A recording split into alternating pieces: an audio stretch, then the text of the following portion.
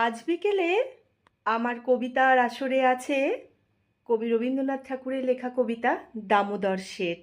অল্পেতে খুশি হবে দামোদর শেঠ কি, মুরগির মোয়া চাই চাই ভাজা ভেটকি, আনবে কোটকি জুতো মোটকিতে ঘি এনো, জলপাইগুড়ি থেকে এনো কই জিয়ানো, চাঁদ নিতে পাওয়া যাবে বোয়ালের পেটকি, চিনে বাজারের থেকে এনো তো করম চা, কাকড়ার ডিম চাই চাই যে গরম চা, না হয় খরচা হবে, মাথা হবে হেঁটকি, মনে রেখো বড় মাপে করা চাই আয়োজন, কলেবর ছোট নয় 3 মণ প্রায়োজন, খোঁজ নিও ঝরিয়াতে জিলিপির রেট কি।